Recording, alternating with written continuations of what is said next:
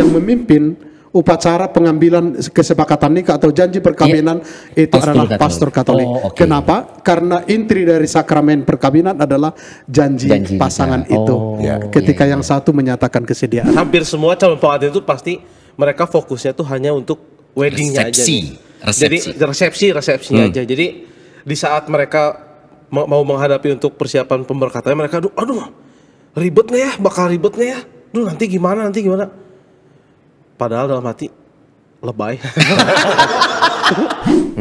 Kita tidak ada aturan yang fix untuk mengatakan kalau perkawinan sekian, kalau baptis sekian, nggak ada tuh, nggak ada. Ya, saya pernah mengalami tidak ada apa-apa, that's okay. Ya, tapi ada juga yang memberi, loh amplopnya kok 2 gitu kan? Dibilangnya 1 untuk gereja, 1 untuk pastor, katanya asik gitu. Ada asiknya lagi, asik.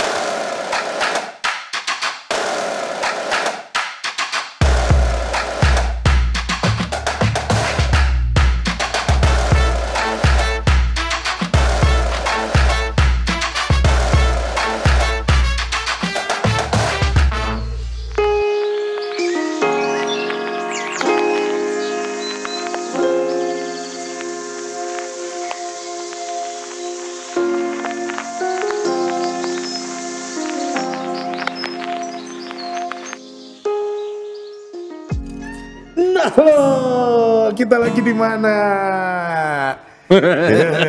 Nyaman gini ya? Nyaman, bagus, indah. Jadi pengen nikah. Nggak bisa. Hin temen yang belum nikah. Temen yang belum nikah. Belum beres. Kayak 2 orang di sebelah kita. Nggak salah. Bener kan, pastor juga tidak menikah. Tidak menikah. Maksudnya pengen ngundang Pastor Kosman ke sini buat nikahin orang. Memberkati, kasih pemberkatan. Betul. Menikahkan. Ini yang dinikahkan. Kan? Tapi calonnya belum ada. Silahkan mendaftar. Boleh klik like, comment, subscribe. Kita siapin aja lagu pas lagi jalan di aisle. Betul. Lagu ini biasa digunakan saat mengantar pengantin. Dan ini viral di zaman Omstep seperti biasa. Betul. Ya. Silahkan yang tahu lagunya, Bapak Ibu Mas sekalian ikut nyanyi bareng-bareng sama kita ya. Let's go.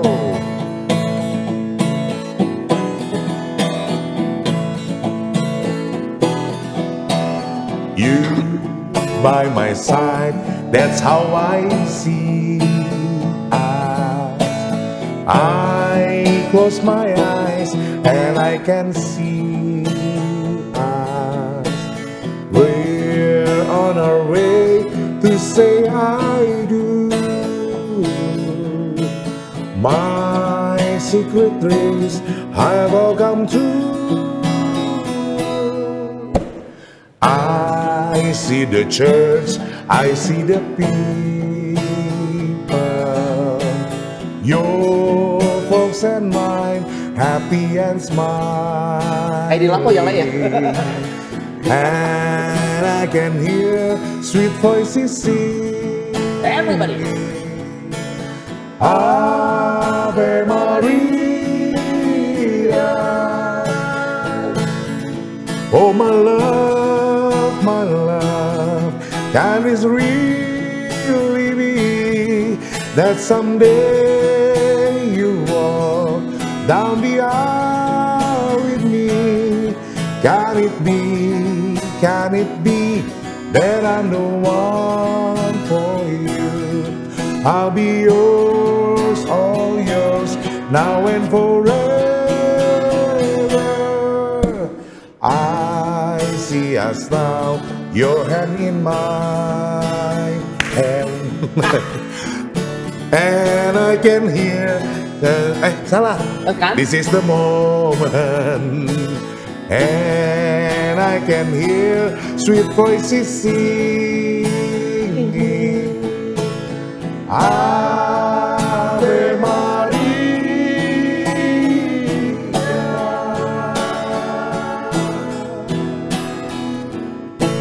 Yang saya paling tunggu bagian pecah suaranya. Cuman 2 kali.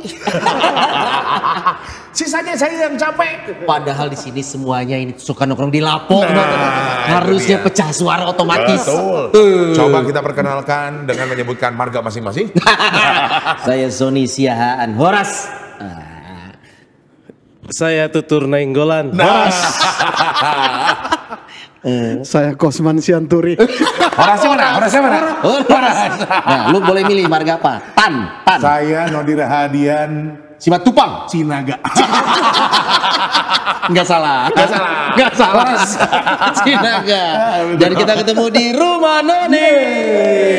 Kali ini rumah Noninya nggak biasa, kita jalan-jalan ya. Jalan-jalan kalau dulu sempat mampir ke KAJ ya. Kali ini kita mampir ke Kabupaten Bandung Barat. Wah, KBB. Lebih Hari tepatnya. ini rumah Noninya di rumah Tuhan. Aduh. Iya lagi. Salah satu yang bisa kita lihat di belakang nih. Betul. Tampilannya. Nah. Mungkin beberapa umat sudah mengenal Ya. ada di mana, tapi mungkin ada yang belum tahu. Kalau yang belum tahu, silahkan untuk juga bisa mampir kapan-kapan main ke Kapel Abi Praya. Abi Praya. Adanya di Kompleks Rumah Sakit Cahaya Kewaluyaan Kota Baru Parahyangan. KBP Kota Baru Parahyangan. Betul. Yang ada di KBB. Betul. Jadi kalau aksesnya kalau Bapak Ibu umat dari Kediri gimana Nut? Kediri masuk tol aja ya, lurus keluarnya di Padalarang. Yes. Pontianak naik dulu pesawat sampai Jakarta, masuk Cipularang, Yes. keluar KBP. Pekanbaru. Bahkan baru sama kayak dari Pontianak ya. Iya. Yang dari Australia Ke Indonesia dulu langsung ke sini. Yang Chicago Nut. Chicago juga sama. Jangan lupa untuk terbang dulu, beli tiket dulu. Iya. Kalau nggak pakai tiket nggak bisa. Nggak bisa. Gitu. Dan ingat, penerbangan sekarang nggak boleh pakai sendal. Aduh, Harus iya. pakai tiket. Semua info. Betul, ini adalah kapel. Ya. Nah, kapel kita sebelum nanti masuk ke obrolan hari ini, kita kenalan dulu. Betul. Karena relate sekali dengan lokasi tempat kita syuting Rumah Noni. Setuju. Kita sudah ada Pastor Kosman, apa kabar, Pastor? Selamat siang, kabar baik. Ini Syutingnya bos- siang. Siang. Iya. Udah Bos siang, ya? kita ini bos, Bos kita. Sehat, Pastor? Sehat, sedikit batuk. Ah, ini bawa jantung pisang buat apa ya? Ini, Bukan. Ini Ini modifikasi mobilnya Pastur, personelingnya di bawah. biar Hanya dicolong ya kan. Ini mikrofon kita. Iya. Dan yang kedua, kita mau kenalan dulu. Baru pertama ketemu nih. Betul. Ini Horas lain. Bang Horas. Tutur Nainggolan ini seorang wedding organizer. Ya. Oh, seorang pengusaha, apa bilangnya ya? Iya, Pelaku usaha wedding Wedding organizer. organizer. Nama wedding organizernya apa nih? Wow Event Planner. Wow, event planner. Wow. Betul. Khusus di wedding aja atau ke event-event lain? Ke event-event lain juga sih. Karena event planner. Karena kita event Event planner. Tapi Betul. kebetulan banyaknya memang di wedding. Oh, wedding. Iya. Apakah khusus untuk wedding Katolik atau sebenarnya bisa menghandle wedding lainnya juga? Semua sih, semua. Semua. Jadi kita nggak rasis. Oh, Enggak rasis. Iya juga sih. iya. Iya juga sih. Ada teman saya dia nyembah aspal. Nanti tolong dibantu ya. Dia nyembah drum aspal. Mau nikah? Ya, doain aja. Jadi kalau kebenaran ini Tutur juga agamanya Katolik kebetulan. Oh, seorang Katolik. Iya, karena tadinya pengen nyari narsum yang non Katolik, cuman beberapa sedang berhalangan karena juga ada lagi banyak Ada jadwal kegiatan. gitu. Beliau available, oke. Kelihatan nggak ada kerjaannya kan? Meetingnya diserahkan ke yang lain. Betul. Mas Tutur tetap nggak ada kerjaan. Oke, kita ngomongin tentang kapel. Ya. Ada pasturnya. Ada pernikahan, Ada WO-nya. Ya. Hari ini kita ngomongin apa, Not? tentang pernikahan. Pernikahan. Tapi ini gini Son, berangkat dari sebuah pertanyaan dari klien Ya. yang bilang katanya gini, berapa sih kalau gue mau nikah di gereja Katolik? Wih, Berapa sih kalau mau berapa nikah? sih? Nah, ini jadi satu pertanyaan. Ya. Karena mungkin ada anggapan atau mungkin ada pengalaman temannya terdahulu, mungkin ada misinformasi bisa, Betul. atau informasi yang tidak lengkap. Ya. Seolah-olah sekarang kita punya mindset bahwa menikah di gereja Katolik Harus ada bayar. biayanya. Betul, harus Apakah bayar benar? gitu ya. Nah, kita akan ketemu di episode berikutnya. Terima kasih. Cepet banget sih. Beres. Jadi gini, biar nggak salah kaprah, Ya. kita undang nih, karena kan Pastor Kosman juga ketua Komsos Keuskupan Betul. Bandung ya. Jadi dari yang namanya Komsos ini kan corong, Betul. corong untuk kasih apa ya informasi yang tentang gereja tepat. Katolik. Nah, kita tanya dulu, Pastor, kita ke Pastor dulu ya. Menikah secara Katolik. Ini informasi awalnya dulu. Oke. Di apa syarat yang paling mandatori untuk seorang pasangan bisa menikah secara Katolik dulu sebelum kita masuk ke lokasi nih ya? Ya. Untuk menikah secara Katolik itu syarat utamanya apa sih, Pastor? Saya Ya, pakai dulu pasangan. nih jantung Ada. pisangnya. Iya betul. Persneling maticnya silakan dipakai, Pastor. Mungkin pertama saya tidak akan mengawali dengan berapa gitu ya. Tapi yang Apa dulu perlu nih? perkawinan Katolik itu apa sih gitu ya. Nah, kalau kita melihat misalnya dari praktek gereja sampai saat ini, perkawinan itu merupakan katakanlah sebuah apa namanya ya? Lembaga hukum sosial itu, tetapi juga memiliki dimensi rohani, itu kan. Jadi kalau misalnya kita sering mendengar itu ya, kalau menikah itu butuh persiapan lahir batin. Gitu. Ya, nah di situ sebenarnya. Ya. Terutama bagian lahir batin. Waktu. Kalau misalnya di gereja, selalu saya pikir bahwa ada tahap-tahap yang harus dilalui oleh orang yang mau menikah. Dan memang ya terkesan melelahkan sih. Artinya tidak bisa langsung instan begitu ketemu sekarang besok jadi kepelaminan, nggak bisa di Katolik kayak gitu. Ini mungkin nanti sekaligus kita sharing ya, Lu juga sudah mengalami. Gua pun kan sudah menikah secara Katolik. Nanti kita sekalian sharing di tengah-tengah sambil kita cerita lebih aktual cerita kita kan. Tutur yang akan menyusul juga akan sharing. Dia mengambil cara mana ikut aja. Nyamannya yang mana. Maka selalu saya pikir sih yang pertama sekali adalah persiapan rohani ya. Persiapan rohani itu menyangkut sebenarnya relasi dari kedua orang yang mau menikah itu, itu kan. Maka perlu juga pertama awali dengan doa gitu. Pastikan bahwa memang Tuhan telah menyiapkan dia untukmu itu. Nah itu penting sekali ya, fondasi itu pasti. Kita harus percaya karena pertama kita lihat perkawinan itu adalah sebuah panggilan hidup. Artinya kan panggilan ada yang memanggil dong gitu. Kalau saya juga menghayati sebagai imam pastor itu panggilan hidup ya. Dulu mungkin kalau saya berdoa pun sepanjang hari dapat jodoh, tidak akan dapat. Soalnya Tuhan tidak menyiapkan itu untukku gitu kan. Yang disiapkan adalah menjadi seorang imam gitu, nggak punya pasangan. Tapi bagi orang juga mungkin perlu untuk berdoa ya, semacam discernment untuk melihat bahwa memang Tuhan memanggil saya untuk berkeluarga dan Tuhan juga akan memberikan. Itu pertama. Lalu yang kedua tentu kita melihat, dulu kita pernah bicara tentang dasar dari perkawinan, cinta dari dua orang yang mau menikah ini gitu ya. Harus dipastikan bahwa mereka saling mencintai, tidak ada yang dipaksa atau tidak ada yang terpaksa, entah alasan entah alasan apapun gitu ya. Di bawah pengaruh apapun. Kadang-kadang ada orang merasa terpaksa karena juga kondisi ya. Saya tidak punya sesuatu, ada laki-laki yang punya sesuatu. Sebenarnya saya nggak suka, tapi ada hal lain yang membuat saya dijodohkan bisa loh, pasti. Bisa. Sama mungkin. Kondisi terdesak harus nanti sharing gimana rasanya dijodohkan. Bukan yang ini contohnya, bukan. Bukan yang ini. Saya bukan dijodohkan, saya dijebak. Ada lagi varian baru, dijebak. Nah biasanya kan setelah artinya mereka punya dasar yang cukup kuat, cinta di antara mereka. Lalu mereka biasanya adalah menghubungi pastor parokinya. Ya, bertanya misalnya tentang KPP-nya, kapan segala macam ini. Lalu biasanya tahap berikut adalah mereka akan mulai menjalani proses pacaran. Itu sebenarnya bisa dikatakan sebagai persiapan jangka panjang. Ya. Lalu mereka masuk ke persiapan jangka pendek, yakni kursus persiapan perkawinan atau jenis-jenis yang sama dengan itu gitu. Ya, maksud jenis yang sama itu apa sih, Pastor? Ada di Bandung KPP itu ada paduan kasih. Di Jakarta namanya ada MRT kayaknya. Itu kereta, Pastor. MRT. Itu mempersiapkan rumah tangga semacam kursus gitu. Yang tempat di sini ada P3, ini bukan partai. Ya, iya juga. Kaget saya. Itu di tempat lain ada namanya KPP. Tapi semuanya sebenarnya datang dari sebuah dokumen yang sama dari Vatikan tentang preparatio in matrimoni, persiapan dalam perkawinan. Jangan dijadiin tato. Jangan, itu bukan. Nah, itu kan. Jadi lihat ini ketika kita sudah masuk ke dalam persiapan perkawinan, ini sudah terjadi di institusi gereja. Kalau pacaran kan enggak. Betul. Walaupun banyak orang ketemu di sakristi misalnya, tapi itu kan tidak menjadi urusannya gereja toh. Tapi KPP itu sudah menjadi urusannya gereja. Lalu setelah itu mereka biasanya akan kembali kepada pastor paroki mereka, ya, untuk mempersiapkan berkas-berkas yang dibutuhkan segala macam. Banyak loh berkasnya. Betul. Itu. Kita sudah ngalamin ya. Nanti kita bahas juga. Lalu nanti kan tahap berikut adalah ketika semua berkas is misalnya baru masuk ke dalam kanonik. Ini kondisi ideal ya. Ideal.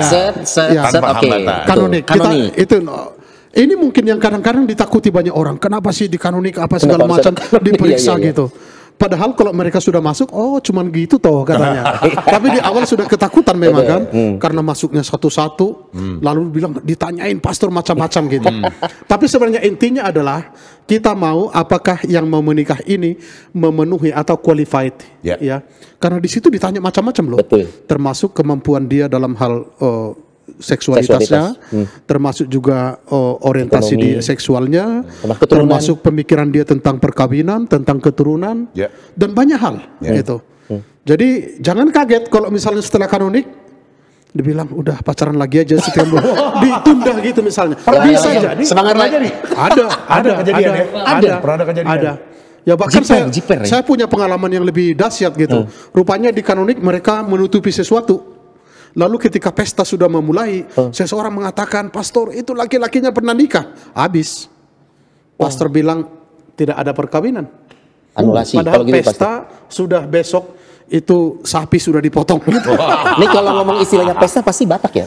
Itu pengalamannya di situ. Soalnya pesta. Tapi tapi mau dikatakan apa, lihat bahwa kanonik itu sebenarnya walaupun kadang-kadang masih bisa kecolongan ya. Tapi ini adalah tahap terakhir bagi pasangan untuk katakan dianggap memiliki kelayakan membentuk sebuah keluarga. Ibarat di Samsat ya, ini adalah keputusan SIM-nya jadi atau enggak. Kalau SIM-nya jadi silakan surat izin menikah keluar nih. Sebenarnya saya mau komentar tapi nggak usah. Nanti nembak gitu. Jangan nembak. Mohon maaf, kalau di Katolik tidak boleh nembak. Ya. Di mana-mana nggak boleh nembak. Tapi ini kan POV dari seorang pastor, imam, yang secara umum di gereja Katolik itu seperti itu. Ini angle gereja. Dan mulus. Kalau mulus seperti itu.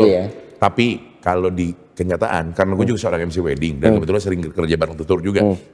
Nggak semua memang datang ke pastor paroki dulu. Biasanya kalau zaman sekarang datang ke WO dulu nih.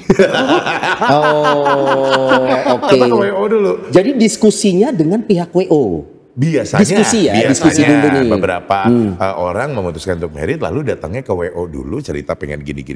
Nah lengkapnya kita tanya sama tutur, bener nggak sih kayak gimana sih tur? Biasanya kalau kayak klien datang lalu ketemu WO, apa aja yang dibahas sih? Apakah memang rata-rata udah punya tanggal dan sudah tanda kutip booking gereja atau booking MUA dulu nih?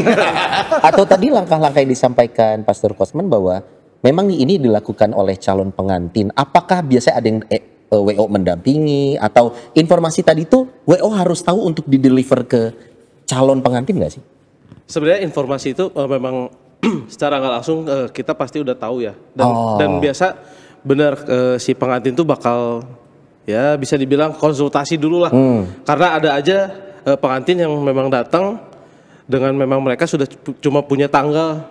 Terus kan biasa kita pasti tanya pemberkatannya secara apa? Oh secara Katolik, oh kebetulan saya Katolik. Nah mereka tuh pasti biasa nanya syaratnya tuh apa aja sih? Kalau syarat sih memang kebetulan kita pasti udah ada ya. Syarat-syarat apa secara dokumentasi sih udah ada. Tapi untuk ke gerejanya sih sepengalaman saya sih pasti selalu dari pihak sekretariat pasti nolak. Kamu siapa? Kamu bukan keluarganya. Suruh pengantinnya. Ini penting nih. Artinya untuk mulai masuk ke ranah pengurusan dokumen pengantin itu harus dihandle si pengantin atau keluarganya. Langsung. Tidak boleh bahkan oleh pihak WO. Tidak boleh. Kamu keluarganya minggu lalu juga datang. bahkan waktu itu saya ada klien cowoknya orang Belanda, si ceweknya orang Papua. Tetap aja dokumennya nggak diterima. Udah aja kan kalau misalnya mau pemberkatan di Bandung tapi mereka dari luar kota, biarin aja nanti dari pihak paroki sana dari Papua untuk ngirim dokumennya langsung ke katedral. Kalian pihak WO nggak usah ikut campur, pasti gitu. Jadi kalau tetap dilibatkan pengantinnya nih ya. Artinya saat kita bicara tentang konteks persiapan pernikahan secara administratif, persiapan seperti itu, ini harus dipenuhi dan disiapkan oleh calon pengantin langsung atau keluarga ya. WO ini bukan menjadi peran pengganti untuk yang melakukan pengurusan itu. Tidak boleh. Nah ini kita highlight dulu nih. Biar jadi edukasi juga. Jadi kalaupun ke WO, biasanya porsi apa yang didiskusikan dengan WO kalau begitu, Bang Tutur? Hanya sekedar sebagai menginformasikan aja tadi yang ada tahapannya tuh ada apa aja sih. Yang tadi kan Pastor bilang ada KPP, terus ada kanonik. Iya. Dan betul juga di kanonik itu saya pernah punya pengalaman, ada pasangan. Katanya belum nikah, kok udah punya pengalaman? Suka bercanda nih. Salah lagi. Salah lagi, kena deh. Pengalaman gimana Bang? Jadi di saat kanonik itu pastor yang kanonikan mereka,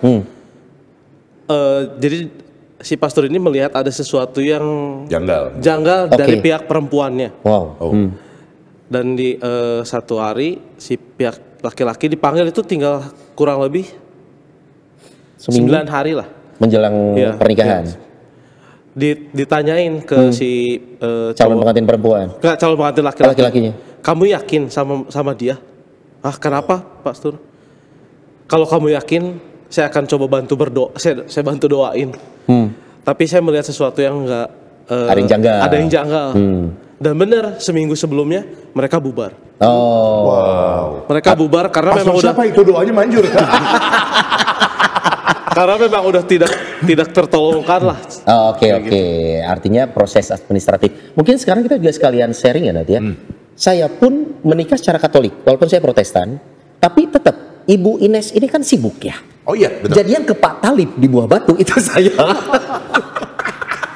Jadi yang kenal Pak Talib itu saya. Jadi memang sangat disarankan mengurus dokumentasi gereja, mengurus pernikahan. Sebenarnya nggak rumit. Betul. Hanya siapkan waktu supaya kita bisa fokus. Dan siapkan dokumennya. Betul. Saat kita tahu dokumen apa saja yang diminta dan kita mengatasnamakan diri sendiri atau keluarga dan kita memenuhi dokumen itu, selesai tuh artinya. Ya artinya memang kita harus punya mindset bahwa mengurus dokumentasi itu memang memerlukan waktu dan fokus supaya tidak mengandalkan orang lain untuk ngurusin. Lu juga gitu kan? Sama seperti itu. Cuman memang kalau gue dulu sempat nemu ribetnya begini. Jadi kan dulu istriku yang sekarang dan satu-satunya belum beres. Yang sekarang dan satu-satunya. Dan sampai akhir zaman, sampai sangkakala berbunyi bilang lo. Itu dia. Kalau kita masih hidup, by the way, istriku itu kan tadinya Protestan, jadi balik masuk ke Katolik, baptisnya menjelang menikah, gitu. Ketika sudah dibaptis, tanda kutip, domisili saat itu juga jadi terdaftar di lingkungan tertentu, gitu kan ya. Sedangkan di lingkungan tertentu dia itu cuma ngekos.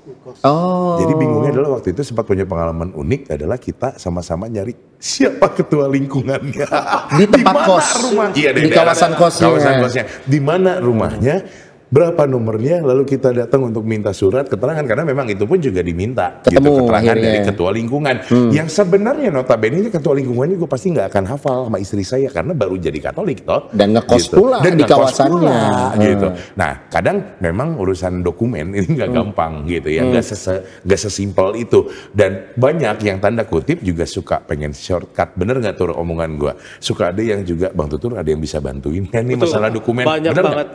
Dia pengen shortcut gitu. Iya. Ada artinya ya calon pengantin yang menanyakan seperti itu ada, tapi saya selalu bilang kalau di Katolik nggak bisa. Ya, karena itu ya pasti memang sebenarnya dokumentasi ini kan mandatori ya. Artinya ini adalah dokumen yang dibutuhkan gereja untuk pendataan administratif untuk kebutuhan saat sudah menikah nanti pun itu akan bisa jadi alat bukti kalau ada sengketa segala macam. Itu berarti kan memang dibutuhkan oleh pihak gereja pada dasarnya. Betul, terutama undang-undang perkawinan di Indonesia. Karena perkawinan itu hanya sah kalau dimulai atau dilakukan menurut agama gitu kan. Betul. Jadi maka tidak heran kalau di Indonesia misalnya perkawinannya kita tidak hanya meminta data-data atau bukti-bukti administratif dari gereja, tetapi juga bukti-bukti administratif kependudukan sebagai warga negara. KTP, KK, nah, itu. BIM, RIDO. Tapi sebenarnya sekarang gereja juga sudah memfasilitasi kok. Artinya kalau Anda datang menyatakan niat, Anda akan dikasih satu list. Checklist sudah apa yang harus Anda persiapkan semua sudah ada, tinggal baca lengkapi gitu. Itu sudah itu selalu dia punya kan. Itu sebagai WO harus punya. Iya betul. Checklist namanya. Tahap awalnya lu siapin dokumen apa semua ada kok. Karena toh itu juga demi tadi itu keabsahan secara hukum dan sosial perkawinan yang akan terjadi. Nah tentu gereja juga punya dokumen kan. Betul. Apakah kamu misalnya sudah dibaptis, apakah sudah krisma, lalu kamu itu selama ini domba yang hilang atau domba yang healing gitu kan. Nah kalau seperti tadi misalnya lu merantau ke Bandung, tinggal di daerah katedral, tapi nggak pernah nongol dua lingkungan.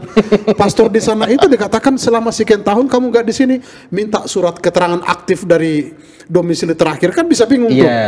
Nggak pernah mendaftar, nggak pernah ini, walaupun dalam beberapa hal itu tidak menjadi keharusan. Tapi memang ada, katakanlah dokumen yang paling utama, ada hal-hal lain yang diminta oleh pastor sebagai katakan syarat yang lain pendukung untuk perkawinan. Ini pun gue alamin ya kan, ini juga penting nih, dalam pernikahan Katolik diperkenankan wajib salah satu calon pengantinnya adalah harus seorang Katolik ya Pak Surya. Soalnya enggak, ini yang unik. Pernikahan Katolik memperbolehkan pasangan yang lainnya bukan Katolik. Agama lain tidak boleh. Nah, itu dia, hanya di Katolik. Ini supaya jangan sampai nanti ada asumsi gini loh. Wah, pasangan saya Katolik, saya bukan Katolik, berarti saya harus Katolik dulu. Nah, ini jadi aturan. Itu yang saya alamin. Karena pas saat KPP memang dibacakan tuh, ada kan beberapa pasangan tuh. Bahkan disebutkan Eugenia Ines Dwi Artianti seorang Katolik, calonnya seorang Protestan. Ada yang Buddhis, ada yang Hindu. Oh, ada pada saat itu ada? Ada. Jadi nggak sendirian dong? Betul. Saya nggak terlalu deg-degan.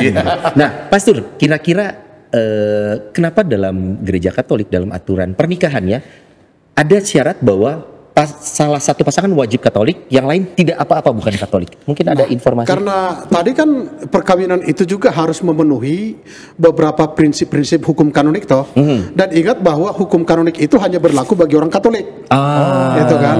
Kalau hukum kanonik tidak berlaku bukan yang Katolik. Nah, jadi ketika misalnya gereja itu mengenal setidaknya ada 3 jenis perkawinan.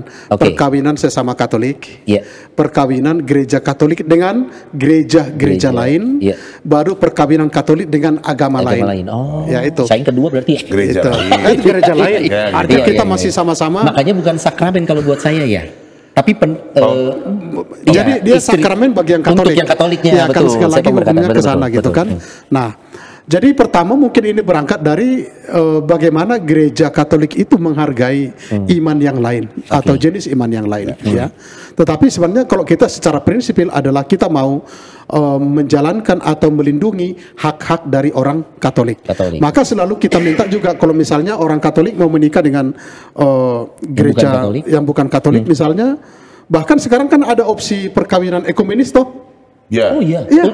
Untuk yang Katolik pun dengan gereja lain, artinya pendetanya bisa mimpin. Kemarin saya ada lihat kolaborasi pastor Juju sama pendeta. Nah itu bisa. Sempat saya Tapi harus di gereja Katolik kah? Atau pastor boleh datang ke gereja? Pastor bisa datang ke gereja lain. Tapi ada satu prinsip bahwa yang mengambil kesepakatan nikah atau yang memimpin upacara pengambilan kesepakatan nikah atau janji perkawinan itu adalah pastor Katolik. Kenapa? Karena inti dari sakramen perkawinan adalah janji pasangan itu. Ketika yang satu menyatakan kesediaan. Mohon maaf, jangan dipotong ya. Terutama bagian pastor Katolik bisa datang. Jangan dipotong. Tidak bisa. Ambil lengkap ya. Ambil lengkap ya, please ya. Informasinya. Jadi, walaupun ini belum menjadi tradisi bagi seluruh gereja karena biasanya memang ada kondisi-kondisi tertentu, biasanya uskup yang ambil keputusan. Tapi di Pulau Jawa nampaknya itu memungkinkan, tapi di beberapa kuskupan di luar Pulau Jawa belum ada konsensus kesepakatan dengan gereja-gereja lain. Karena lagian juga mungkin demografinya ya, secara jarak jauh. Secara budaya masyarakat, sosial ekonomi itu akan berpengaruh. Ada pengalaman calon pengantin beda agama yang salah satu pasti Katolik. Kira-kira kendala apa sih yang paling umum ditemuin Bang Tutur? Kalau yang pernikahan yang satu Katolik yang satu non Katolik, apa sih yang paling umum? Paling umum kendalanya ya mereka itu sih pada mau negeri itu lagu. pada kayak malas untuk belajarnya gitulah. Padahal itu tahapan yang harus. Iya, jadi KPP itu kan. Tapi memang itu juga balik lagi ke pasangannya sih, kesepakatan mereka sih. Mereka memang mau secara Katolik atau enggak. Jadi kadang juga datang kita masih bingung nih mau pemberkatan secara apa. Terus saya harus jawab apa? Kalian bingung, kamu lebih bingung. Bukan saya ini. Kenapa saya ikut bingung? Kalau WO biayanya sudah termasuk biaya itu. Biaya bingung. Dia bingung. Oh, biasanya rata-rata itu belum bisa menentukan mau. Betul. Padahal kalau salah satunya Katolik wajib dilakukan pemberkatan secara Katolik ya Pak Sur ya. Ya, tapi itu pun juga kalau nggak salah harus dengan syarat tertentu ya Pak Sur, ada beberapa dokumen yang mesti ditandatangani disepakati gitu. Saya juga dimintakan dispensasi dari otoritas gereja, dari uskup biasanya. Dan memang suka diminta untuk membuat perjanjian atau bahwa nanti kalau Nah, ini kanonik. Itu Di kanonik saya ingat itu karena saya waktu itu ngobrol dengan Pastor Bayu. Pastor Bayu. Pastor Bayu. Waktu itu kanonik saya dengan Pastor Bayu dan memang di statement kan setelah kalau nanti ada keturunan keturunannya harus dididik secara Katolik dan menjadi seorang Katolik. Tanda tangan tuh. Kayaknya iya deh. Iya. Gimana suratnya ya Pastor Bayu? Sebenarnya itu memang itu ada gitu kan, yang pihak Katolik sebenarnya yang berjanji.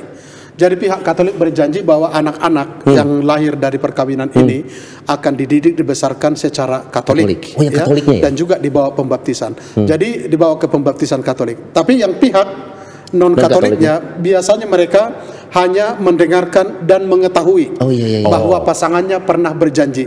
Karena hukum gereja tidak berjalan bagi Anda dan hukum gereja tidak berhak memaksa Anda kan gitu. Karena bukan Katolik toh. Betul. Iya. 8 tahun lalu saya sudah lupa. Tapi kalau nggak salah, surat pengantar dari gereja asal tetap butuh ya Pak Surya? Perlu. Ada. Itu perlu juga. Sonny Bastian. Iya, itu dari waktu itu dari HKBP. Betul. Minta dokumen ya. Sintua di sana. Tapi bahkan saya double loh. Udah pernikahan Katolik dengan Katolik, saya lintas ini keuskupan. Saya kan nikah di Bali. Oh iya. Itu pun waktu itu, ini mungkin sekalian sharing ya. Mungkin Bang Tutur juga punya cerita bahwa pernikahan secara Katolik yang lintas paroki bahkan lintas keuskupan itu memang ada dokumen tambahan. Saya lupa waktu dokumennya apa, tapi memang tidak sulit kok selama kita memang melihat dokumennya memang sangat memungkinkan untuk dimintakan gitu. Pengantar dari gereja, pengantar dari parokinya Ines waktu itu dan bisa dilakukan dulu itu kayaknya belum format digital deh. Tapi waktu itu memang dokumen fisik diamplopin, dikirim, diproses, selesai. Artinya administratif ini memang tidak rumit kalau buat saya yang ngejalanin langsung ya Pak. Apalagi yang udah ngalamin ngantri BPJS harusnya lebih rumit ngantri BPJS daripada. Pantas kenapa masih ada orang beranggapan bahwa administratif dokumen gereja, pernikahan gereja itu kok ribet ya? Kira-kira apa sih Pastor yang membuat pasangan tuh ribet gitu? Saya sih nggak tahu ya. Saya sebenarnya kalau kita menghadapi pasangan-pasangan dan mereka bawa dokumen, hampir tidak ada persoalan. Takutnya apakah kita juga banyak yang undocumented gitu. Nggak punya kakak, nggak punya ini. Tapi saya pikir sih ini lebih pada image yang dibangun, terutama ketika kita berbicara bahwa kita begitu sibuk. Dan mungkin dia bisa menjelaskan bahwa saya nggak tahu kalau jujur ya, biasanya calon pengantin itu jauh lebih capek memikirkan, mempersiapkan resepsinya daripada urusan sakramennya. Itu. Mohon maaf langsung ke sebelah sini aja mic-nya. Bener nggak? Jawab tuh. Iya lagi. Bener nggak gitu. Tapi sebelumnya Son. Wah, enak banget minumnya Not. Toser dulu. Karena apa nih? Tumbler apa sih? Tumblernya dari Citose. Betul. Citose itu tempat duduknya nyaman. Tumblernya ini kuat panas, kuat dingin, Son. Kuat panas, kuat dingin. Gitu ya.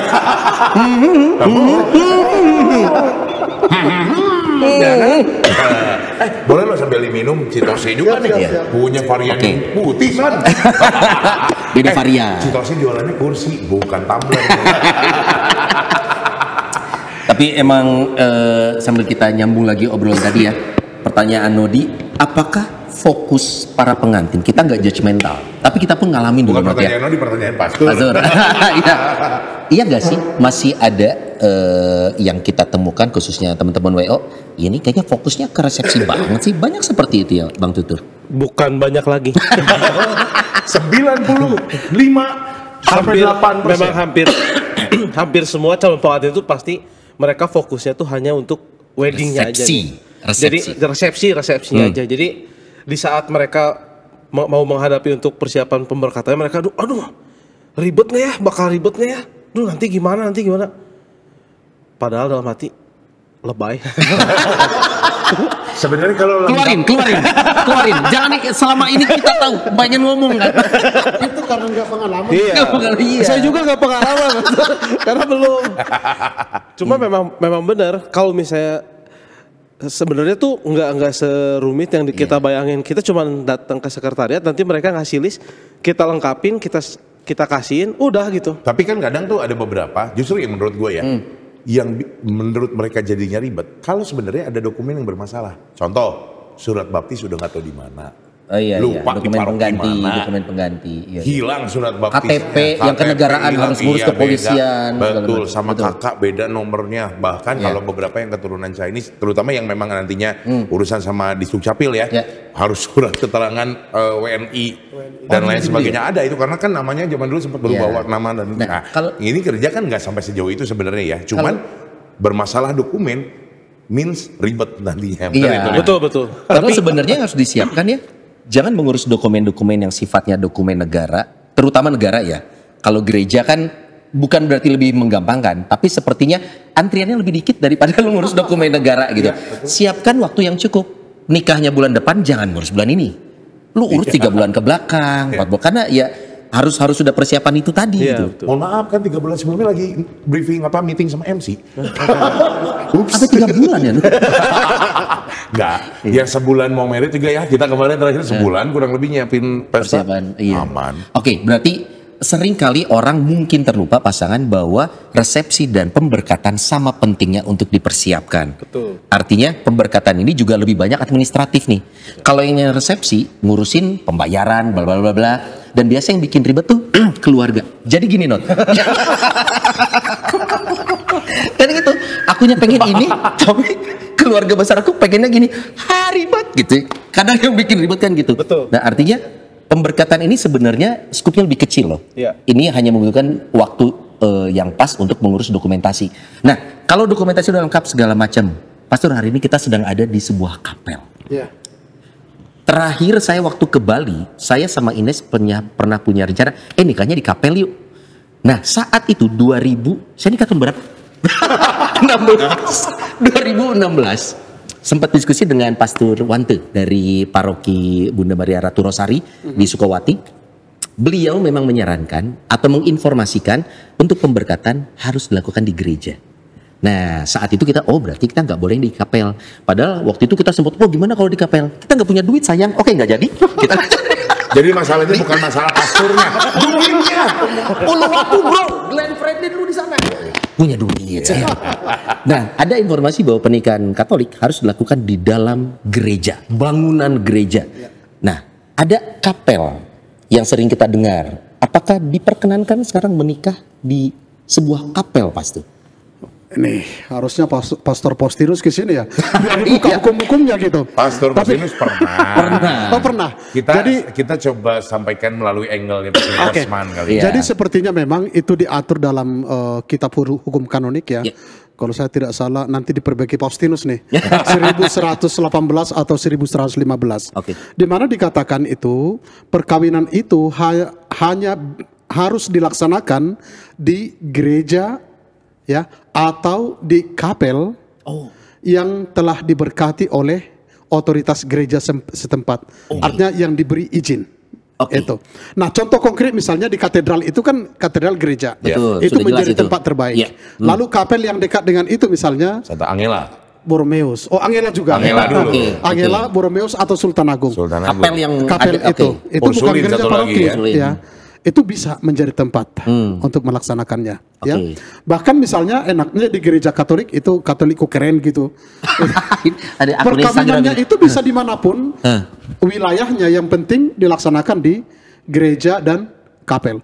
Seperti tadi misalnya mau nikahnya di Bali, ya Bali pasti bilangnya tetap ikut hukum kanoniknya harus di gereja atau di kapel. Walaupun nanti semua urusannya di asal gitu kan, semua kanoniknya di Bandung, di Bandung. Betul. Begitu sudah semua surat-surat lengkap di tangan, tinggal nanti misalnya pastor membuat surat keterangan bahwa perkawinan ini akan dilakukan di keuskupan yang lain, karena perkawinan itu akan dicatat di mana perkawinan itu dilaksanakan. betul. Itu. Jadi nanti tadi itu menarik, mau di-highlight satu ya. Ya. Maksudnya adalah di gereja atau di kapel Kapel. yang sudah diberkati oleh otoritas gereja. Berarti kalau kayak Sony di Bali tadi, nggak boleh kalau kapelnya kapel-kapelan, tanda kutip. Karena di Bali kan banyak kapel. Kapel itu pengistilahan lokasi yang secara bentuk mungkin memang khas sebagai kapel, tapi memang tidak ada salib, tidak ada apa, biasanya Betul. gitu. Lebih ke function room. Function room. Jadi Tapi kalau seperti memang kapel. ada kapel yang memang sudah diberkati oleh otoritas gereja, pasti boleh dong. Boleh. Mas Surya. Tapi perlu kita lihat sebenarnya Ya. ide tentang gereja dan kapel itu apa, itu kan? Karena perkawinan itu adalah sakramen, liturgi, Ya. perayaan. Maka harus dirayakan di tempat-tempat di mana biasanya kita merayakan liturgi Ya. itu. Yaitu Maka di di gereja kapel tadi. itu kapel-kapelan. Maka biasanya kalau Anda bertanya, misalnya ada WO yang bilang, oh ya di Bali ada kapel di kapal gitu kan. Kapel di kapal, kapel di pesiar kapal. misalnya ada gitu. Iya. Di kapal-kapelan gitu. Itu harus ditanya, itu punya izin nggak gitu. Iya. Iya, setuju. Jangan nanti Oke. tiba-tiba udah diputusin, pastornya bilang, gua nggak bisa, dilarang uskup Karena nggak memberkati boleh, di sana, betul. nggak boleh. Itu uskup dan pasar kemarin mengeluarkan sebuah surat Ya. agar misalnya perayaan Ekaristi bahkan itu harus benar-benar Di gereja. bisa mendapat atau diketahui oleh otoritas setempat gitu. Oke. Karena nampaknya bisa jadi Karena Ekaristi menjadi ya? Iya, iya, benar. liar di mana-mana. Karena kita Betul. tahu ini perayaan liturgi loh, Ya, ini ya. sakramen gitu. Oke, Ya. ini Hal artinya seperti itu.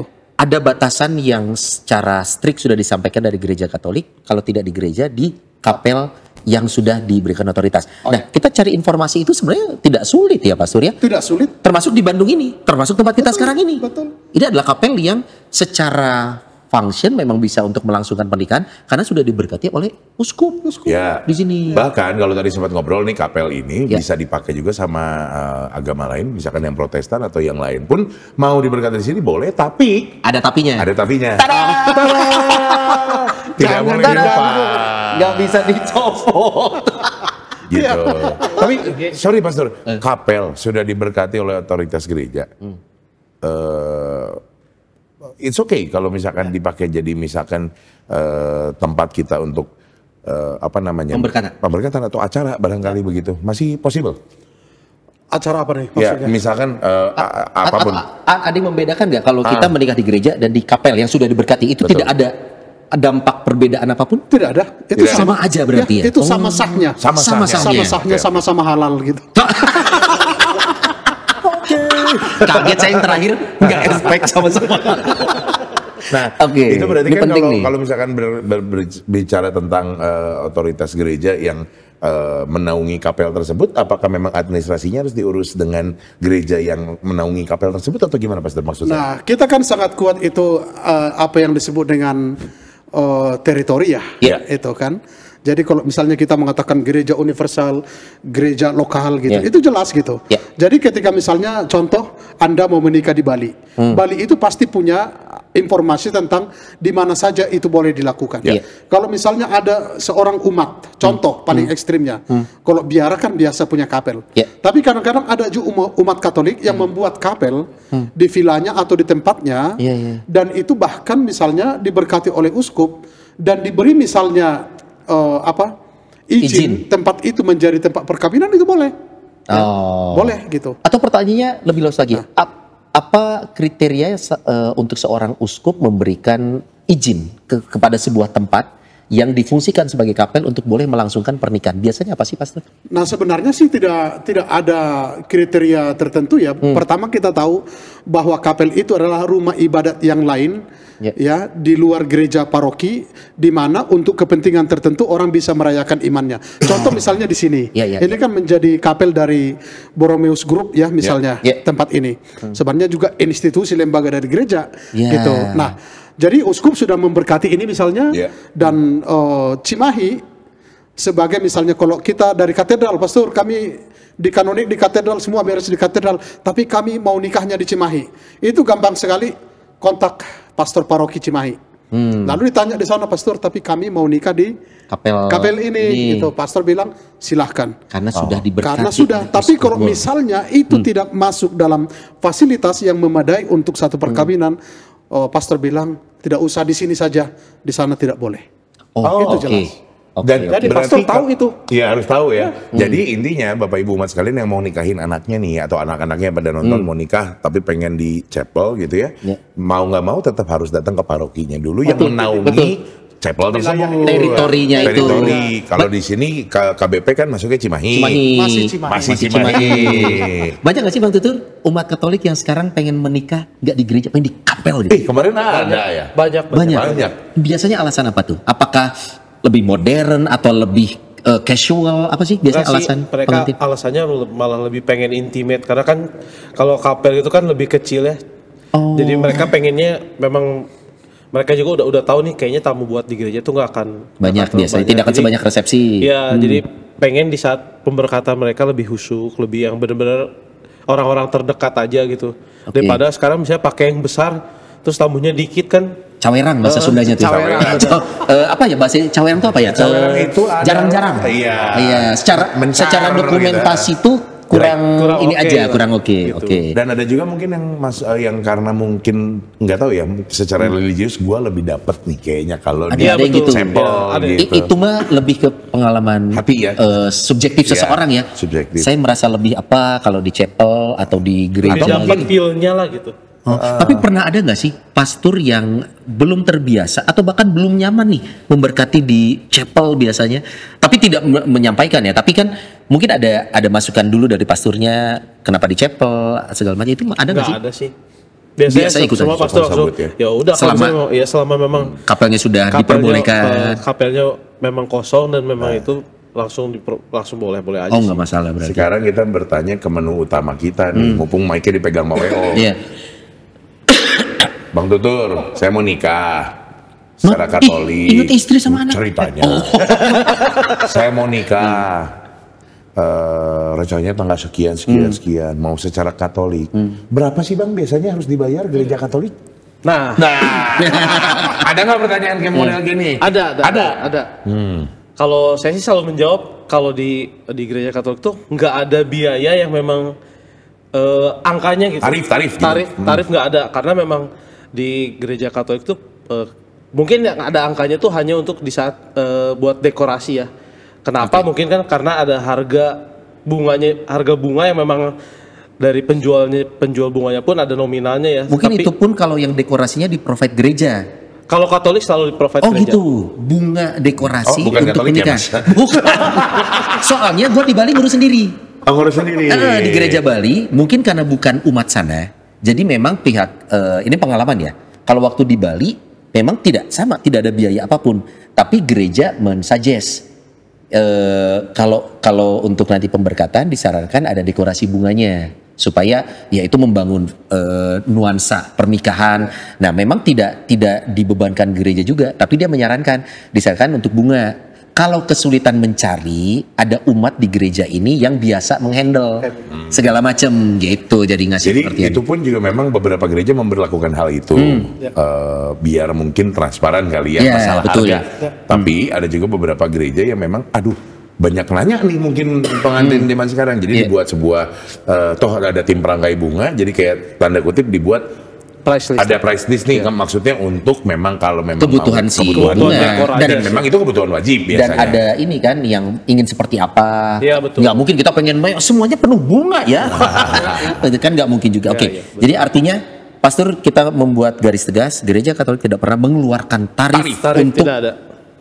prosesi pemberkatan di gereja itu tidak ada ya. Lalu pastornya dibayar berapa? Hey, Ada nggak yang nanya gitu, Tur? Ada. Pastornya harus dibayar berapa? Minum dulu. Oh iya Kaget benar. saya. Iya. Kaget. Pasturnya dibayar berapa? Minum dulu biar nggak panik. Pertanyaan jenis ini ada. Tapi memang percayalah. betul pertanyaan itu ada. Pasturnya dibayar berapa? Biasa buat pastor dikasih berapa? Waduh, kalau saya selalu ngomong kalau misalnya itu mah gimana kerelaan hati kalian aja karena nggak ada, saya belum pernah nemuin selama saya nge-WO 11 tahun nggak pernah ada yang pastor yang bisa kasih narif saya 2 juta ya. Nggak ada. Nggak ada itu ya, nggak ada. Jangan sampai pastor ini nyamain MC. Bisa lebih mahal. Bisa kalau bisa wedding tanpa MC masih bisa jalan. Iya. Kalau bisa pemberkatan nggak ada pastor ya, nggak jadi. Benar juga. Benar. Nah, sekarang Pastor Kosman, ini pertanyaan juga nyeleneh, tapi harus dijawabnya sama perwakilan keuskupan. Iya. Ya. Oke. Katanya kalau sama Bapak Uskup tarifnya beda. Nah lo. Mungkin yang paling enak adalah berapa banyak, berapa besar. Harus saya katakan sebesar dan sebanyak yang kamu bisa. Nah, Wah, iya. oke, fair enough. Tadi dikatakan Betul. itu sebenarnya dibandingkan MC. Iya, betul. Jangan Itu dibongkar artinya di sini, non. bayangin itu yang membuat sah itu pastornya loh. Betul. Nah, Kebanyakan dua-duanya udah berlutut. Ini siapa yang berkatin? Pastornya sakit nggak jadi. Ya. Mohon maaf, jangan dipakai buat alat nawar. Itu artinya sebesar dan sebanyak yang kamu bisa. Iya. Atau bisa dibalik ya. Sebenarnya sejauh yang saya tahu di mana-mana. Kita tidak ada aturan yang fix untuk mengatakan kalau perkawinan sekian, kalau baptis sekian, nggak ada tuh, nggak ada. Ya, saya pernah mengalami tidak ada apa-apa, that's okay. Ya. Ya, tapi ada juga yang memberi, loh amplopnya kok dua gitu kan? Dibilangnya satu untuk gereja, satu untuk pastor katanya asik gitu. Ada asiknya lagi asik. Dua amplop soalnya Iya. isinya ya terserah. Iya. Tapi begini. Sebenarnya di gereja kita tidak ada, baik uskup maupun dia misalnya pastor yang terkenal atau pastor yang tidak terkenal, itu khasiat berkatnya sama, mengesahkan. Ya. Khasiat berkat.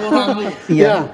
Dua yang kata keren hari ini, khasiat itu berkat. Harus dikatakan bahwa tidak ada tarif untuk itu. Setidak-tidaknya saya berani mengatakan di Keuskupan Bandung. Di beberapa tempat mungkin akan ada atau seperti umat dibantu untuk mengambil keputusan. Contoh ketika saya melayani di satu daerah, lalu perkawinan itu saya harus naik motor setengah mati ke sana, gitu kan. Biasanya kalau di daerah sih yang ikut perkawinan itu masyarakat secara umum, lalu mereka ambil kolektenya udah cukup kok. Walaupun ada beberapa mengatakan udahlah wajar toh kamu kasih transportnya pastor atau apa gitu. Tapi secara umum tidak ada. Yang saya dengar itu malah kadang-kadang nanti dia bisa memberi kesaksian, katanya ada WO yang sudah buat tarif, kalau uskup 5 juta, kalau pastor Eko sekian juta, kalau pastor Leo segini, tapi itu murni rekayasa dari mereka sepertinya. Karena tidak akan pernah ada. pastor Senior pastor Leo pun kayaknya nggak punya tarif tuh ya. Nggak punya. Ini pernah kita bahas bareng sama Pastor Samung ya, mengenai income pastor. Betul. Itu, nah ini dia berarti kita bicara konsep stipendium atau apalagi Nat waktu itu Nat? Ada stoler. Ya. Ada uang sakunya juga. Ini artinya bukan ranah WO, bukan ranah pastor, tapi silakan tanya mungkin ke gereja juga. Dan artinya gini, kalau waktu itu paling gampang gue nanya ke siapa sama Ines, ke orang tua, ke ibunya Ines. Iya. Bu kasih berapa ya? Gitu.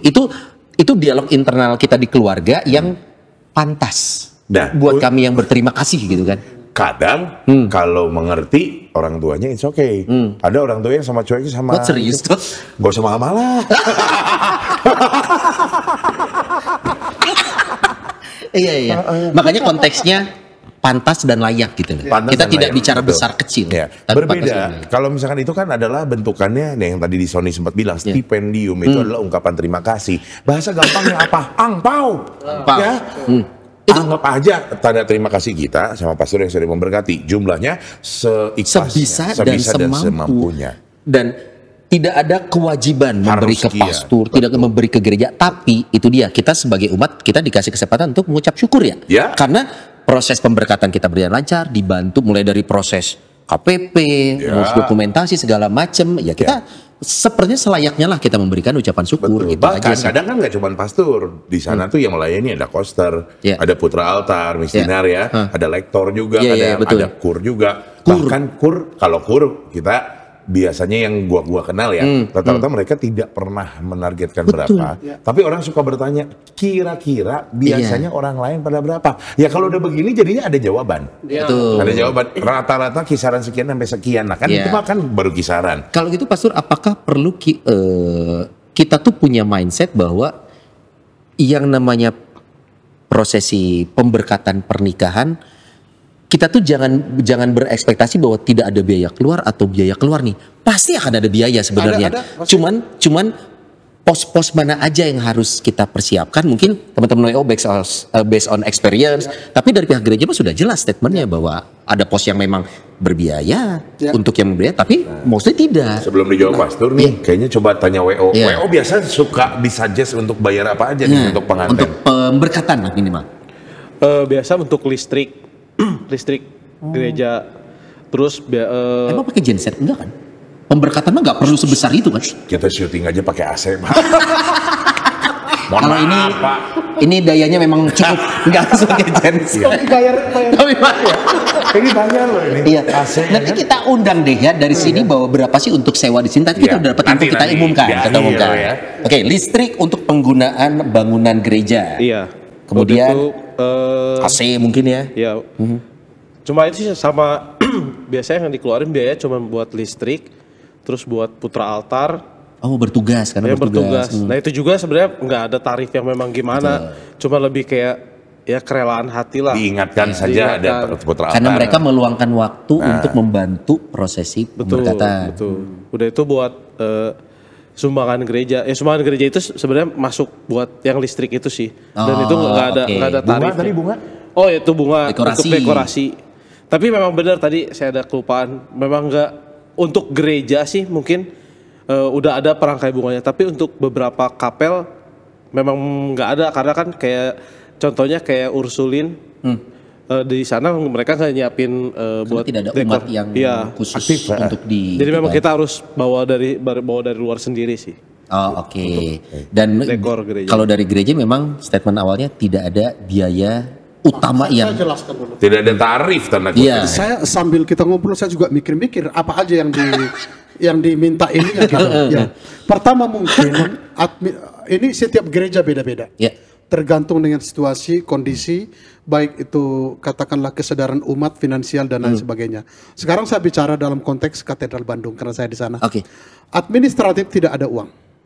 Tidak ada Tarif sewa gereja tidak. untuk nikah nggak ada. Untuk administrasi, misalnya lu butuh surat baptis yang baru, surat sekretariat, perkawinan, sekretariat tidak ada. Nggak ada. Tetapi yang pasti adalah untuk persiapan perkawinan, KPP atau PK. Oh iya. Nah mereka itu membayar, saya tidak tahu sekitar 500-an atau berapa. Itu, dan itu adalah untuk biaya makan mereka karena setiap sesi ada makan. Oh iya betul. Konsumsinya. Iya, Dan itu untuk 2 orang loh. Iya betul. Dan itu pertemuannya itu ada 7 kali. 7 kali. 7 kali berarti 14 kali makan. Iya. Lumayan. Iya betul. Itu ada pasti. Tapi kebutuhan mereka. Yang kedua misalnya, yang perlu mungkin biaya adalah untuk bunga. Ya. Dekorasi tadi. Kadang-kadang ada problem juga. Kalau dikasih ke WO mendekor, yang dikasihnya itu bunga abadi yang tak pernah layu. Bunga asli. Artificial. Padahal kan di gereja Katolik kan nggak boleh tuh. Oh iya. Kita harus bunga fresh gitu. Nah ini juga harus hati-hati. Kadang-kadang WO kan dikasih yang sekali beli bisa dipakai berulang-ulang.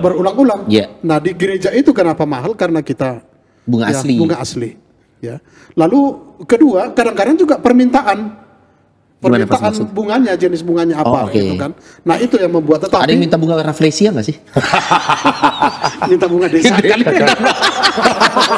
Bunga desa. Itu pasti WO-nya tutup. Nah kalau di katedral itu ada, ya artinya mereka diminta untuk mempersiapkan bunga atau membayar untuk bunga. Nah, kalau misalnya Anda bisa merencanakan lebih jauh, udah cari yang 2 perkawinan pada hari yang sama. Lu bisa share bunga patungan gitu. Kalau susah amat gitu. Patungan gitu bisa diatur, tinggal berbicara dengan perangkai. Artinya itu ada. Lalu tadi dibilang listrik. Di katedral itu kan ada AC-nya, listriknya gede. Kalau nggak ada perkawinan itu kan dimatikan. Begitu ada perkawinan semua jadi on gitu kan. Iya, operasional gitu, ini. minta lagi live streaming gitu. Iya. Minta ke Komsos live streaming gitu kan. Nah, ini memang kita tidak pernah mengatakan you harus bayar sekian, tapi kita katakan sumbangan dan saya kira wajar ya. Ya. Dan persoalannya yang nikah di katedral itu sebagian besar bukan umat katedral, kolektenya di paroki lain gitu. Oh iya, banyak. Karena butuh bangunan katedral. Tapi itu tidak menjadi karena toh umat kita, tapi mau dikatakan ya kita beri sewajarnya. Iya. Ya, itu tidak ditarif ya. Lalu sumbangan gereja tidak ditarik. Tidak ditarik. Oh, oke. Makanya konteksnya sumbangan. Tak ada angka. Ya. Ya, sumbangan aja kemurahan hatimu berapa gitu. Nah, lalu para petugas liturgi itu kadang-kadang juga tergantung kebutuhannya. Kalau nggak misa kan nggak perlu ada misdinar banyak gitu. Hanya satu megang mic gitu kan. Itu pun tidak ada. Tarif. Tidak ada. Tapi perlu kita ingat bahwa mereka juga yang meninggalkan rumahnya khusus untuk perayaan itu gitu loh. Betul. Sama lektornya, pemazmurnya, kelompok kornya. Itu kelompok kadang-kadang itu bisa juga latihan 4-5 kali gitu ya. Ya, kita artinya dibutuhkan sebenarnya sebuah pengertian yang mendalam tentang ini. Karena semuanya ini adalah demi acara atau liturgi yang sungguh-sungguh baik dan menjadi berkesan. Jadi hanya itu nampaknya untuk pastor tadi itu, ya tidak ada tarif juga. Saya pribadi kayaknya kalau merangkum omongan pastor tadi ya, kemungkinan besar kalau kita tahu teman-teman WO di Bandung itu kan kreatif. Banyak pertanyaan serupa dari klien yang berbeda, pastor. Daripada jawaban bingung-bingung, mungkin bukan bermaksud nyari cuan di gereja, cuman merangkumkan kurang lebih biaya, total sekian lu siapin. Ya begitu angkanya gede, nah gitu ya. Kaget kan? Enggak, maksudnya kan kalau disiapin sekian, tapi ternyata sudah ada breakdown nih Son. Ini buat bunga misalkan, ini buat sumbangan gereja yang pantas, ini buat stipendium pastor yang pantas, buat misdinar dan lain-lain. Jadi tertotal lah jumlah uang gitu, yang harus disiapkan secara mungkin layak. Mungkin make sense nggak tuh dibikin gitu? Betul, karena ya itulah peran WO juga bisa menjadi corong nih saat calon pengantin ini bingung, malu nanya langsung ke gereja, ke petugas gereja. Ya berdasarkan pengalaman Bang Tutur dan teman-teman, nih yang disampaikan bukan tarif ya, tapi umumnya ada pengantin yang menyerahkan sekian. Kenapa? Soalnya menggunakan fasilitas ini. Karena itu balik lagi buat budgeting buat mereka juga kan. Iya. Kalau lu gimana Tur? Lu budgeting atau tetap lu lempar suruh datang ke sekretariat aja? Biasa sih buat yang pasti-pastinya aja kayak bunga. Yang bunga kan kurang lebih udah tahu nih kisarannya berapa. Tapi kalau misalnya untuk buat stipendium sih nggak pernah itu ya. Tapi memang kadang kalau misalnya maksa ya kira-kira berapa ya segini lah. Tanya mama kau. Menekete kenapa beban jadi di gue? Tapi ada aja sih pasti yang nanya sampai gitu. Karena mereka juga ini buat nge-budgeting juga. Padahal sebenarnya budget buat gereja tuh nggak sampai 10% dari budget keseluruhan. Kan ini gini, kalau saya pribadi waktu itu mengurus semuanya sendiri, mungkin karena gue sama Nodi dunianya adalah dunia ini, kita nge-MC, kita tahu vendor segala macam. Kalau bisa melakukannya sendiri nggak ada salahnya selama punya waktu, baik itu waktu tek-tek maupun waktu. Tapi kalau memang Bapak Ibu umat membutuhkan bantuan, selalu ada jasa wedding organizer atau event organizer membantu. Tapi fungsinya membantu itu tadi, gitu. Makanya sebenarnya tidak susah kalau kita tahu runtutannya, waktu yang cukup juga. Jadi kita bisa ngeberesinnya enak gitu, nggak diburu-buru. Kayak Pak saya cepet nih, saya mau minggu depan harus nikah. Wah itu malah ngeribetin gitu. Siapkan waktunya. Dan intinya dokumen kesiapannya kalau kira-kiranya udah bakal dilamar nih, sok mulai pelan-pelan disiapin. Kalau lagi ke gereja setiap hari Minggu pulang mampir sekretariat minta checklist aja, gampang. Tapi kalau ini mundur dikit lagi Pastor, kalau misalkan ini karena saya pakai ini ya, kalau di kapel sama di gereja, moto dari sini boleh nggak sih Pastor? Nih kan kapel nih, boleh nggak sih? WO juga penting nih, moto dari sini. Ini sama altar di gereja sama ininya ya? Ini keluhannya fotografer untuk gereja Katolik nih. Ini keluhan fotografer. Kalau WO mah baik-baik. WO mah udah duduk manis di dalam gereja. Tapi WO harus mengarahkan, ya kan? Makanya nampaknya ini peluang bagi Komsos juga jadi fotografer. Boleh nggak sih? Karena di kapel bukan di gereja, jadi mindsetnya, wah boleh nih naik gitu. Semua yang bagian panti imam tidak boleh sakral ya. Ya. Oke. Itu jelas itu. Panti imam itu biasanya sesuatu yang lebih tinggi. Itu kan kelihatan tuh. Ya. Atau sesuatu yang misalnya diberi warna khusus atau apa gitu. Ini di gereja atau di kapel yang sudah diizinkan oleh itu nggak ada. Jadi fotografer itu juga sekali lagi kita mau menghayati ini adalah liturgi gitu ya.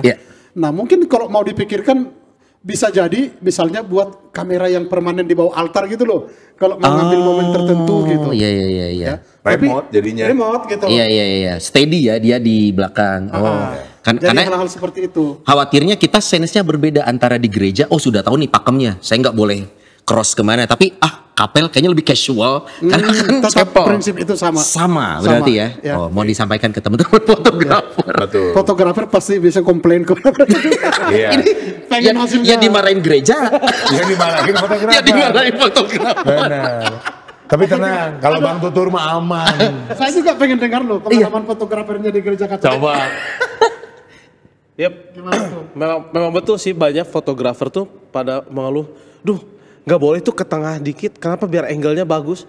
Nggak bisa, nggak bisa, dikit aja dikit, silahkan tapi ditegur jangan salahin saya ya. Dikit boleh kali, nggak bisa. Banyak yang bandel, Banyak, terutama betul. mungkin buat fotografer teman-teman yang bukan Katolik, bukan Kristen ya. Mereka yang dengan santainya mereka maju naik, kita langsung tarik.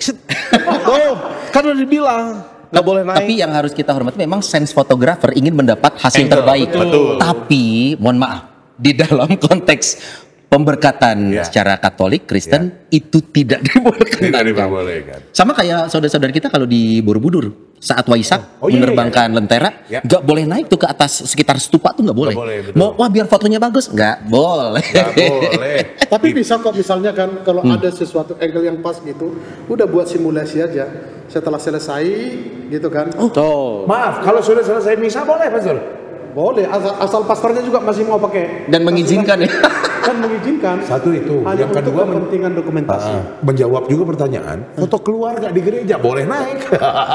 Di tangganya. Karena Di sudah tangganya. beres. Sudah selesai. Boleh naik tangga, udah. Prosesi pemberkatan. Oke. Kalau selama liturgi, no. Jadi nanti Lagi liturgi berjalan tidak. episode berikutnya do's and don'ts ya selama prosesi pemberkatan gitu. Lucu. Kalau nggak juga nanti misalkan ini rame nih komen-komenannya segala Iya, macam seru yang punya nih. pengalaman seru sama gereja silahkan. Kita bisa datangin lagi, bisa part 2, Betul. bisa datangin WO yang non Katolik. Ini kan Katolik. Saya penasarannya ini loh, kita jangan sampai termakan juga dengan konsep film luar negeri. Peran ayah mengantar pengantin perempuan, kemudian diterima oleh si pengantin laki-laki. Kalau itu masih bisa mix and match. Nah, Gimana pasturnya tapi? Betul. Ya, Ini ya. apakah itu suatu konsep yang modifikasi dari luar boleh atau tidak? Atau sebenarnya gereja Katolik mengatur bagaimana prosesi pengantin masuk ke dalam? Kita belum ngomong ke sana berarti. Ya, banyak yang mesti dibahas, tapi yang mestinya waktu juga tidak Tidak cukup terbebas, untuk tidak bahas. cukup. Dan Tapi kita mau info juga nih, tentang lokasi kita hari ini menarik sekali. Ya. Di belakang ini adalah sesuatu yang sudah melekat. Jadi artinya kalau akan melakukan pemberkatan pernikahan di sini, ya untuk yang umat Katolik sudah tersedia. betul. Ini bisa dibilang altar ya, Pastor ya? Altar benar. Sudah Ini altar. sudah menjadi altar menikah di chapel ini, dan ini kita boleh spill gak sih, Om Steve? Spill lokasi, harga-harga nanti ada ya? Harus ya, oke. Mau ngundang atau kita infonya ada di kita atau kita mau ngundang nih? Kita undang aja. Kita undang kalau aja gitu. nih. Ini perwakilan Mari, dari mari. KPL. Ya, nggak apa-apa, sini aja, sini aja. Saya mundur bisa. Mari. Kita mau ngobrol dengan lokasi kita hari ini. Asik. Pastor, ikut sini saja. Nah, Ibu, silakan Bu di tengah, di sidang. Silakan Ibu Lisda, sini sambil ngobrol. Pastor silakan di sini. Saya Pastor bisa silakan. Iya. Ibu Lisda. Iya, suka malu-malu. Ibu Lisda, ini nama chapelnya apa tadi, boleh di-mention lagi? Kapel kami ini namanya kapel sesuai dengan pendirinya Kongregasi Santo Carolus Borromeus. Oh, kapel dari CB berarti ya. Iya, Dari betul. CB. Berada di area komplek Abipraya Cahya Kawaluyan. di Kota Baru Kota Baru, Parahyangan, Parahyangan. Bandung Barat. Bandung Barat. Oke, dan ini sudah cukup sering digunakan umat untuk melangsungkan pemberkatan pernikahan di sini ya, Ibu? Sudah sering. Sudah sering. Sudah sering. Oh, oke. Tadi berarti mungkin sedikit menyimak Bu Lisda dengan obrolan dengan Pastor Kosman gitu ya. Kalau misalkan boleh di-spill sedikit, bisa menampung berapa banyak dulu umat nih, itu satu. Yang kedua, apakah memang di sini juga ada sumbangan-sumbangan tertentu yang memang harus diberikan begitu oleh umat yang memang mau menggunakan fasilitas chapel ini? Kalau untuk kapasitas kami itu kalau di dalam kapel ini bisa 120. Tapi bisa 120. ya 120. Tapi kalau dibuka sayap kiri dan kanan itu bisa 150 atau 160. Oh, iya, Dengan faktornya, tambahan kursi tambahan ya. kursi. Iya. balkon. Di atas balkon. FOH. Biasanya kami gunakan untuk Choir. paduan suara atau choir. Oh, anak lama bilangnya padus. Iya, kalau kekinian choir. Oh, di atas buat choir biasanya. Iya. Tamu bisa 120. Bisa. Oke, nah tadi yang menyambung Nodi nih, kalau di gereja tadi sudah di statement bahwa tidak ada biaya yang diterapkan, tapi ada sumbangan. Kalau ini memang kan bukan gereja, tapi kapel yang bisa difungsikan untuk pemberkatan. Nah, ini kawasan yang bisa digunakan dan kira-kira apa berapa yang harus disiapkan untuk umat yang akan melangsungkan pemberkatan di sini, Bu Lisda? Biasanya kalau kami itu namanya bukan apa ya, sewa, Tarif tapi ya? kontribusi. Kontribusi, oke. Karena memang mungkin untuk biaya pemeliharaan ya, karena kita juga menggunakan AC. Ya. Kan nggak mungkin ya menikah atau pemberkatan itu setengah jam ya Pastor ya. Betul. Pasti berjam-jam. Mungkin untuk itu saja. Oh, oke. Kemudian pemeliharaan taman, karena kan venue di sini juga cukup bagus ya. Oke. Perlu pemeliharaan khususnya untuk tanaman-tanaman. Oh, yang Saya juga kebetulan butuh pemeliharaan. Ibu. Tapi Nggak benar. ikutan. nggak ikutan. Ya kan, Sony juga butuh Iya, pemeliharaan. betul. Muka udah banyak kerutan. Bu, fasilitas apa sih kalau kita menggunakan kapel ini? Apakah ada bisa outdoornya? Kemudian berapa lama untuk umat yang akan menggunakan sini untuk menggunakan fasilitas di sini?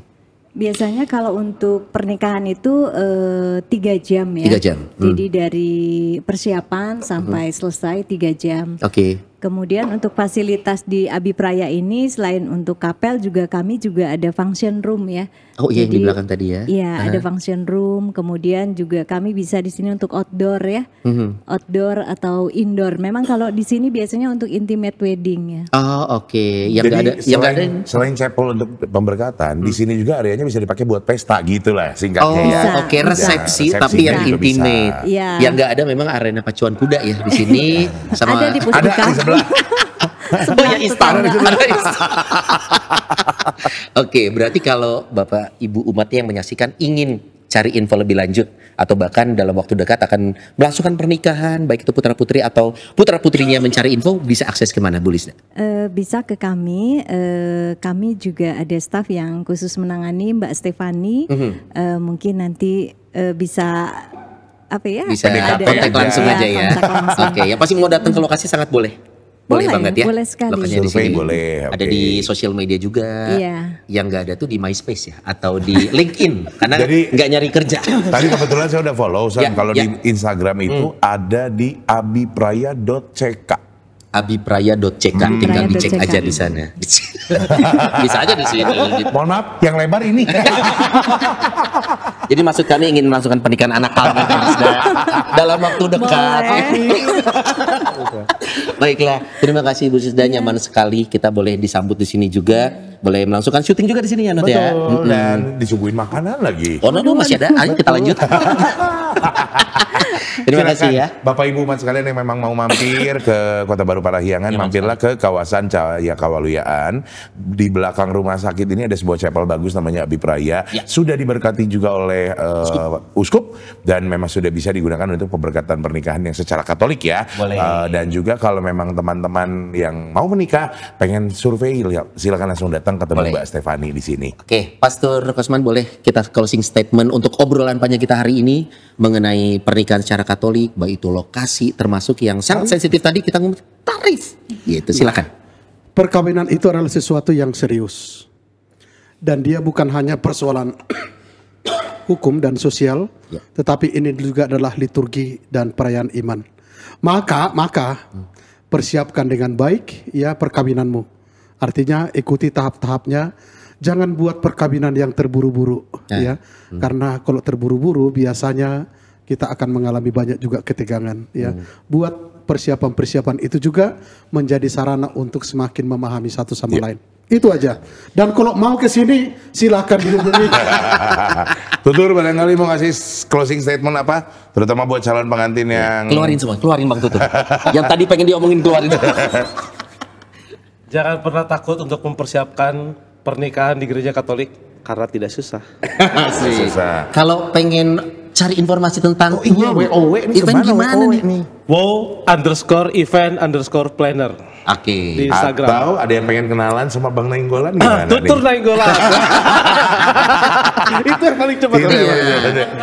bisa kolaborasi ya. Iya bisa. MC-nya di sana. Aman. Bisa. Ada. Pasurnya ada. Semua event bisa.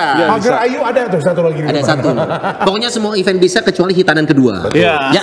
Foto video bisa lempar ke tim Komsos. Aman. Tapi pastinya kalau tadi Pastor Kosman mempersiapkan pernikahan jangan buru-buru, santai saja. Pokoknya kalau sudah dipersiapkan tanggal pernikahannya, justru kalau sama saya harus buru-buru. Bisa. Sama tuh buru-buru. Let's go. Baiklah, terima kasih sudah menyaksikan episode hari ini, nyaman sekali. Terima kasih yang sudah hadir, Ibu Lisda, Pastor Kosman, Bang Tutur, terima kasih. Kita pamit, Non. Kita pamit dan kita ketemu lagi di episode Rumah Noni berikutnya. Bye-bye.